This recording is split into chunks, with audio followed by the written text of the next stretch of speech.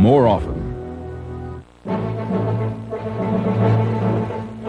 Allied forces sweep into Iraq and Kuwait, and Iraqi troops by the thousands line up to give up. But in Baghdad, Saddam Hussein vows never to surrender. This is the CBS Evening News. Connie Chung reporting. Good evening. The Allied ground offensive is just about 24 hours old, and the Pentagon is reporting that Iraqi soldiers are surrendering so fast, the number is now more than 10,000. That's at least 10,000 Iraqi prisoners. Allied Commander General Norman Schwarzkopf called the early hours of the operation a dramatic success. Dan Rather is in Saudi Arabia heading up our coverage, including the first pictures from the battlefield. Dan? Connie, the storyline of this hour is it's a blowout so far. General Norman Schwarzkopf now has ordered his commanders to accelerate the battle plan. The first day of the assault went farther and faster than anyone had expected. Behind a curtain of artillery fire, an endless line of Allied armor poured through the border fortifications and rolled into Kuwait with little resistance. In half a day, they reached all their first-day objectives. Thousands of Iraqis surrendered, whole columns walking across the line without a fight. Just inside Kuwait, artillery fire struck the Iraqis' first line of defense, a row of bunkers, and the troops either fled or surrendered. Many were wounded. Saudi troops fired into the bunkers to make sure no one was holding out. No one was. 10 hours into the ground war, more than 5,500 prisoners had been taken. The U.S. commander said Allied casualties were remarkably light. So far, the offensive is progressing with dramatic success. The troops are doing a great job. But I would not be honest with you if I didn't remind you that this is the very early stages.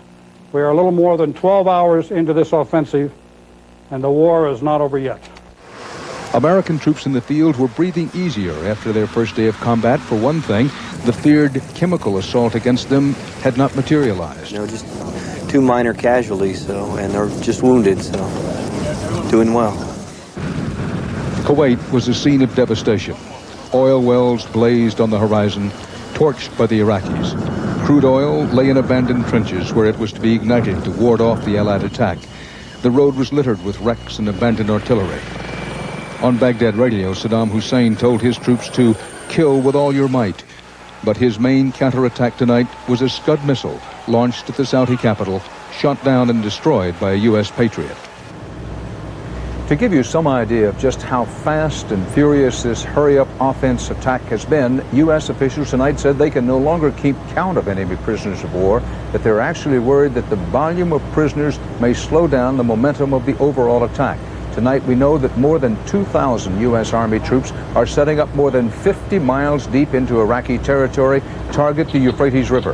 The 101st Airborne came in on 300 helicopters, some of them flown by women, in what officers call the biggest helicopter assault in military history. And we are told that U.S. paratroopers are already holding outer fringes of Kuwait City, some possibly inside the city itself. It was United States Marines who spearheaded the drive into Kuwait proper today. Eric Ingberg has that part of the story. This was the straight-ahead road to Kuwait. In the hours before dawn, 2 divisions of U.S. Marines gathered at the edge of the Saddam line, the heavily fortified and mined obstacle wall built by Iraq. Combat engineers and tanks led the way through no man's land. As they hit the Kuwait border, they found the Iraqis already on the run. Gun positions abandoned, those supposedly fearsome minefields in disrepair. One mine did blow up under the Humvee of a lucky Marine. I think I was unconscious. The next thing I knew, I was running, and I just fell down on the deck, and my head was hurting extremely. Casualties were amazingly low, thousands of prisoners taken.